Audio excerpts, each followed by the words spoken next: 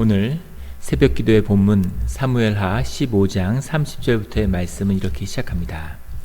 다윗이 감람산 길로 올라갈 때, 감람산이라고 하는 것은 예루살렘의 남방에 있는 곳이죠. 북방에 있는 곳이죠. 그런데 그곳은 감람나무가 많기 때문에 감람산으로 불렸는데, 후에 예수님이 부활하신 곳이고 부활 승천하신 곳이고, 또 예수님이 가서 홀로 기도하신 곳이기도 합니다. 그리고 솔로몬 때에는 이방의 왕국에서 얻은 후처들을 위한 그런 이방의 산당을 세웠던 그런 곳이기도 하죠. 오랫동안 이스라엘 역사 가운데 산당이 있었던 곳이고, 또한 영적으로 예수님이 기도를 하시며 부활 승천한 곳이기도 한 굉장히 영적으로 상징적인 의미를 갖는 곳입니다.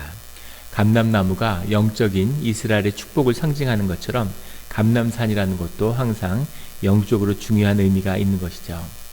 다윗이 감람산길로 올라가는데 그의 머리를 그가 가리고 맨발로 울며 가고, 머리를 가린다는 것은 머리가 자신의 명예와 자신의 영광을 상징하는 것이기 때문에 머리를 가린다는 것은 부끄러움과 수치를 나타내는 거죠. 다윗의 마음이 어떤 것이겠습니까? 왕에서 쫓겨난, 단지 왕에서 몰려난 그런 왕으로서가 아니라 자식에게 핍박을 받고 자식에게 생명의 위협을 느끼는 그 자체가 부모로서 세상에서 경험할 수 있는 가장 큰 수치겠죠. 그리고 정말로 비참하고 가슴이 아팠을 것입니다. 살인을 저질러도 그것을 감싸고 용서하는 그런 아비의 마음이 있었는데, 그 자식에게 목숨의 위협을 받고 쫓기는 그 입장이라는 것은 이거보다 더 비참한 상황을 경험하기는 어렵겠죠. 거기서 맨발로 울리며 주님 앞에 자신의 가장 낮은 자리에 내려간 그런 다윗의 모습을 보여주고 있습니다. 그와 함께 가는 모든 백성들도 각각 자기의 머리를 가리고 울며 올라가니라. 다윗의 삶 가운데 가장 비참한 수준에 내려와 있는 거죠. 이것이 상징하는 중요한 의미는 자신의 에고라고 하는, 자신의 자아가 깨진 자리죠. 에고라는 것은 자신의 환경이 자신의 삶을 결정하고 있다고 하는 그릇된 믿음의 기초에 있는 겁니다. 그래서 에고라고 하는 것은 본질은 자만심이고 교만이죠. 내 안에 여러 자아들, 여러 모습들이 내면 가운데 있는데, 그것이 단 하나의 자아로 통합되어서 그것이 유일한 나라고 속이는, 그것이 거짓된 자기인식, 이것이 에고고 자아인데, 이 에고가 하나님이 사람을 다룰 때에는 그렇기 때문에 가장 먼저 다스리는 게 자아의 문제입니다. 자아를 다스려지지 않은, 에고가 다스려지지 않은 사람은 어떤 종교적 경험이 있어도 결코 하나님과 함께 할 수 없죠. 그래서 하나님이 에고를 무너뜨리는 겁니다. 에고를 무너뜨리는 가장 좋은 방법은 환경을 부수는 거죠. 환경을 흔드는 겁니다. 자기가 자기 안에 세워놓은 그 집을 하나님이 허무는 때가 오는 거죠. 그것이 허물어져서 완전히 허물어진 자리에서 하나님을 만나고, 그 허물어진 자리에서 주님께 기도하면 그 기도가 통하게 되죠. 왜냐하면 그것은 진실이기 때문입니다. 교회를 다니면서 그런 고백들을 많이 들어요. 교회 처음에 이제 신앙생활 한 분들이 오시면은 그런 고백을 합니다. 처음에 교회 나오면은 좋은 일들이 많습니다. 처음에 제가 교회 나가니까 목사님이 원하는 모든 것을 기도하라고, 주님께서 다 들어주실 거라고 그렇게 얘기했는데, 뭘 구해야 되는지를 모르고 믿음이 없어서 구하지 못했던 거죠. 처음에 교회 오면 은혜가 충만합니다. 그런데 그건 잠시고 조금 지나면 바로 이 에고의 문제가 다루어져야 되는 거죠. 종교가 에고 인플레이션을 만들어내요. 그것을 다루지 못한 자들이 교회에서 중직자가 되면 교회가 어려워집니다. 자신이 높아지고 자신을 높이고 에고가 높아지는 거죠. 그것이 영적 기쁨인 줄 착각하는 사람들이 있습니다. 그런데 정말 하나님을 사랑하고 하나님의 길을 따라 나서면 하나님이 그것을 다루는 때가 오는 거죠. 베드로가 예수님의 마지막 때 내가 예수님에서 목숨을 바치겠습니다, 칼을 들고 큰 소리를 쳤는데, 예수님이 십자가에 못 박히는 그 순간, 그것을 앞두고 예수님을 3번 부인하게 되죠. 그리고 완전히 무너지는 겁니다. 나는 이게 나구나 하는 것을 알게 되는 거죠. 그래서 하나님이 그 모든 집을 부시는 그 일들이 우리에게 축복으로 다가오는 겁니다. 그런 일들을 아마 경험하셨을 겁니다. 주님을 따라 나서면서 주님을 열심히 믿었는데 인생이 쑥대밭되는 경험들을 한번 하게 되는 거죠. 왜 그런 일을 하게 됐을까? 내가 뭘 잘못했나요? 이런 고백들을 듣게 되는데 잘못한 게 아니라 너무 잘한 거죠. 신앙생활을 진지하게 진실하게 했기 때문에 주님이 그 삶을 만나 주시는 거죠. 그것이 에고를 꺾고 우리의 진짜 나를, 참 나를 한번 만나 주시는 겁니다. 그런 때가 오는 거죠. 인생 가운데 그런 때를 경험한다는 것은 큰 은혜입니다. 다윗도 주님이 약속하던 대로 주의 자녀로 삼았기 때문에 결코 네가 죄 짓는 걸 그냥 놔두지 않겠다. 반드시 벌을 주고 너를 징계해서 다시 너를 회복시키겠다라고 주님이 약속하셨죠. 그 약속을 이제 주님이 이행하시는 거죠. 그래서 다윗이 모든 걸 잃어버리고 내가 왕인데 내가 높임받는 자인데 이런 자부심이 가득했겠죠. 근데 그 자부심이 산산이 무너지고 그리고 모든 환경이 무너진 다음에 자부심을 가지고 에고로 살아가는 사람의 특징은 그것이 외부에 있기 때문에 늘 마음의 불안감, 일상적인 불안감에 시달리게 됩니다. 근심, 불안, 염려가 일상화되는 거죠. 이것이 에고의 사람의 본질이에요. 내가 염려가 있고 두려움이 있다면 그것은 내 안에 믿음이 소멸했음을 이야기해 주는 겁니다. 내 삶에 내가 중심이 되고 내 에고가 다시 복원되었다고 하는 증거가 바로 근심과 염려죠. 주님에게 붙들린 사람, 주님께 내 인생을 의탁한 사람은 늘 평화와 기쁨을 누리게 됩니다. 이것이 참된 나의 나됨의 주님의 형상의 생명의 비밀이죠. 그래서 어떤 환경이 변해도 마음속에 평화와 위로가 함께하는 겁니다. 그 비밀이 우리 가운데 풀어지는 그런 삶의 자리가 되기를 예수 그리스도의 이름으로 축원합니다. 인생이 굉장히 짧습니다. 인생이 얼마나 짧습니까? 잠깐 흘러가는데 그 잠깐의 인생 가운데서 무엇을 쌓고 무엇을 남기려고 산다는 것, 세상에 이거보다 어리석은 건 없겠죠. 내가 가져갈 수 있는 정말 내 것이 되는 참나를 소중히 가꾸는 그런 우리의 이 인생이 되기를 예수 그리스도 이름으로 축원합니다. 31절에 어떤 사람이 다윗에게 알리되 압살롬과 함께 모반한 자들 가운데 아히도벨이 있나이다 하니, 아히도벨은 이스라엘의 역사 가운데 사람들이 전하는 가장 뛰어난 인물이라는 말씀을 몇 번 나눴습니다. 아히도벨은 마치 우리 동아시아에서 제갈량이다, 장자방이다 이런 말들 하죠. 전략적인 사고를 하고 그런 전략을 담당하는 참모, 전략가로서 최고의 명성을 가지고 있는 가장 똑똑하고 세상을 분석하는 능력이 뛰어난 인물로 이스라엘 역사 가운데서 가장 총명한 사람으로 일컬어지는 그런 사람이에요. 이 사람이 있었기에 다윗의 왕국이 세워졌던 거죠. 그런데 아히도벨이 배반을 하고 압살롬과 함께하고 있다라는 이야기를 들은 거죠. 이 순간의 마음은 끝났구나. 다윗이 이제 난 안 되겠구나 하는 아마 절망이었을 겁니다. 그런데 그 순간에 다윗이 이르되 여호와여 원하옵건대 아히도벨의 모략을 어리석게 하옵소서 하고 갈람산에서 주님께 기도한 것이죠. 이것이 오늘 본문의 가장 중요한 부분입니다. 32절에 다윗이 하나님을 경배하는 마루턱에 이를 때, 마루턱이라고 하는 건 산 꼭대기를 이야기하는 거죠. 하나님을 경배하는 마루턱이라는 것은 감람산에 주님을 향한 기도하는 자리가 있었다는 겁니다. 기도원으로, 요즘 말로 하면은 일생일대 위기에 기도원으로 도망을 간 거죠. 기도원에서 기도하는 겁니다. 그 기도할 때 하나님의 응답이 이루어졌는데 그것은 아렉 사람 후세가 옷을 찢고 흙을 머리에 덮어쓰고 다윗을 맞으러 온지라.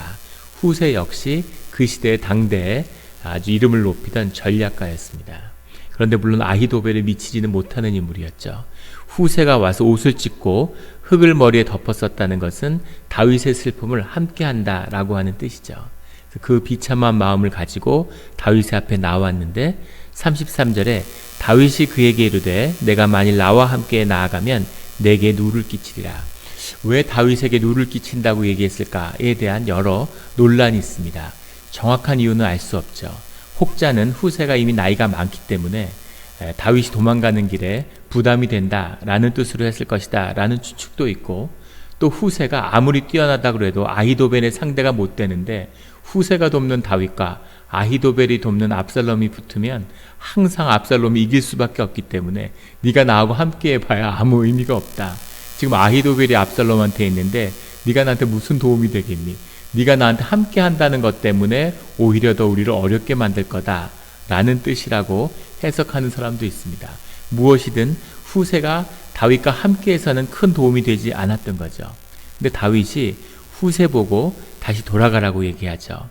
34절에 내가 나를 위하여 아히도벨의 모략을 패하게 하리라. 돌아가서 너하고 사독하고 아비아달이 하나가 돼서 그래서 압살롬의 음모를 저지해라, 이렇게 이야기하는 거죠. 그런데 이 어려운 순간에 사독과 아비아달이라고 하는 두 제사장과 후세가 다윗에게 끝까지 충성했다는 겁니다. 그리고 그 충성이 가능했던 것은 다윗이 이 세 사람을 믿었다는 거죠. 아히도벨도 배신을 했는데 이 세 사람을 다윗이 어떻게 믿었으며 이 세 사람은 어떻게 끝까지 다윗을 믿고 충성했을까?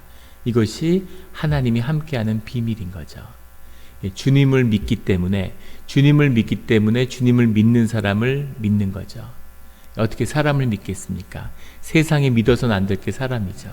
사람을 믿었다는 건 어리석음의 다른 이름일 뿐인 거죠. 그런데 하나님을 믿기 때문에 하나님을 믿는 사람을 믿을 수 있는 겁니다. 그 사람이 하나님을 어떻게 대하는지, 하나님이 그 사람에게 어떤 존재인지를 볼 수 있으면 그 사람을 믿을 수 있는 거죠. 왜냐하면 하나님이 함께 하시고 하나님이 그와 함께 하는 것을 믿기 때문이죠. 이런 믿음이 이런 견고한 관계를 유지할 수 있게 해주는 거죠. 그래서 다윗의 친구 후세가 성읍으로 돌아가 압살롬도 예루살렘으로 들어갔더라. 후세와 아비아달과 사독이 모두 압살롬에게 합류하는, 결국 이들이 압살롬의 음모를 중지시키고 패할 수 있게 만들죠. 이 모든 것도 역시 하나님의 역사하심이라고 할 수 있겠습니다. 그런데 왜 이 순간에 하나님의 역사하심이 함께 했을까? 후세와 아비아달과 사독을 통해서. 그것은, 그 비밀은 바로 감람산의 마루턱에서 다윗이 기도했기 때문입니다. 이 기도의 비밀은 무엇이냐면 어떤 순간에 어떤 상황에서도 주님께 기도해야 된다는 거죠. 주님께 기도해야 됩니다. 상황이 이러니까, 이렇기 때문에 지난번에 내 기도를 안 들어줬는데 이 기도를 주님이 들어주실까?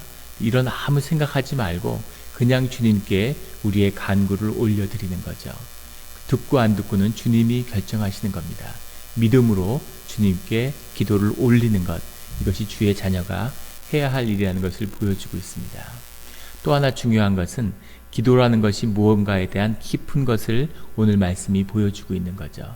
기도는 우리의 진실된 마음의 중심에 심령이, 그 진실이 주님과 만나는 거죠. 이것이 우리의 기도를 응답하겠다고 하신 주님의 약속의 본질입니다. 주님의 인격이고 주님의 중심이며 동시에 그 언약을 마주하는 것이 우리의 인격이고 우리의 마음의 중심이고 자원하는 심령인 거죠. 근데 이 간절함과 이 절실함이, 거짓 없는 이 진실의 중심의 진실이 항상 우리 믿는 자라고 하면서도 삶이 무너지고 깨진 자리에서만 진실한 나를 경험하게 된다는 것이 문제인 거죠. 에고에 조금만 잘 되면 그걸로 기뻐하고, 조금만 좋은 일이 있으면 축복이라 그러고, 조금 나쁜 일이 있으면 주님이 왜 그러셨을까 그리고 또 멀리하고, 이런 마음이 우리 가운데 있다는 겁니다. 그런 거짓된 마음이, 거짓이 우리를 사로잡고 있기 때문에 주님을 만날 수 없는 거죠. 주님의 음성을 들을 수 없는 겁니다. 주님은 절대 우리의 에고나 거짓을 상대하지 않으시죠. 우리의 거짓이 1%만 있어도 그곳에 주님이 함께하지 않아요. 100%가 될 때만이 주님은 함께 하십니다. 그 100%의 비밀이 우리의 에고가 무너진 자리, 이런 자리에 있는 거죠. 우리가 기억할 겁니다. 성경 전체를 통해서 왕이 된 자리에서 축복받고 완전한 삶의 정점에 있던 그 자리에서 다윗이 주님을 걱정했죠. 그것이 주님이 큰 사랑과 축복이 다윗의 가문과 함께한 비밀이었습니다. 그런데 다윗도 그것을 잃어버리게 되죠. 삶이 풍요하고 얻는 게 많고 눈과 귀에 즐거운 것이 있고 이러면 주님을 잃어버리고 내 자부심이 올라오고 거짓된 에고를 나라고 속이게 되고 그런 내가 돼버리는 거죠. 그 모든 것이 무너지고 머리를 가리고 수치와 부끄러움 속에서 감람난 산 꼭대기에서 주님께 드린 간절한 기도, 그 기도를 그 상황과 조건과 흐름과 아무 상관없이 그 진실된 순간에 그 기도를 주님이 들어주신 겁니다. 그래서 우리가 이런 진실한 기도를 주님이 그 기도를 받으시기 위해서 삶을 어렵게 하시는 거죠. 고난과 광야의 길로 우리를 인도하시는 겁니다. 그래서 그 진실함, 그것을 경험한다고 그게 깨지겠습니까? 사울 같은 사람은 죽는 과정에서도 자기가 죽게 되는데도 자기의 에고를 꺾지 못하죠. 명예롭게 멋있게 폼나게 죽으려고 자살을 감행하는 그런 악독한 모습이 우리 안에 있다는 거죠. 고난을 통해서 깨질 수 있는 것도 주님의 은혜입니다. 마음이 낮아진 자리, 진실한 자리, 그리고 어느 자리에서든 어떤 이유에서든 주님께 간구하는, 우리가 기도하는 자들이 되기를 예수 그리스도 이름으로 축원합니다. 기도드리겠습니다. 하나님 아버지 감사합니다. 우리 살아온 삶을 되돌아보면 주님이 우리를 진실하고 참된 자로 세우기 위해서 많은 고난을 허락해 주셨음을 압니다. 주님, 그 모든 것이 은혜였으므로 인해 감사를 드립니다. 주님, 하지만 여전히 우리 안에 거짓이 있고 여전히 우리가 듣고 보고 생각하는 모든 것들이 거짓에 찌들어 있음을 발견하게 됩니다. 주님, 진실하게 하여 주시옵소서. 주님, 우리 삶의 모든 것이, 우리 삶의 모든 거짓된 집들을 다 허물어버리고 진실한 주님의 이름으로 벽돌 한 장을 다시 쌓는 그런 진실한 삶을 살게 하여 주시옵소서. 그것만이 우리에게 남는 것이며 그것만이 영원한 것이며 그것만이 참된 것임을 이제는 압니다. 주님, 그 길을 가려는 우리의 마음을, 자원하는 심령을 주님이 아시오니 그 길을 여시며 그 참된 길을, 주님의 길을 우리 앞에 허락하여 주시옵소서. 주님, 우리가 기도를 위해서 새벽에 모였습니다. 우리의 진실한 심령과 간구를 들어주시고 우리의 기도가 주님이 늘 연락하는 그런 기도가 되며 기도 가운데 주의 음성을, 주님의 숨결을 느끼는 그런 살아있는 생명의 자리가 되게 하여 주시옵소서. 모든 것을 주님께 내어드리며 감사드리며 또 금식 21일째를 맞았습니다. 오늘까지 온 것도 오직 주님의 은혜였음을 믿습니다. 오늘 하루를 지켜주시고 보혈로 덮어주시고 주님 홀로 영광받아 주시옵소서. 감사드리며 예수 그리스도의 이름으로 기도드렸습니다. 아멘.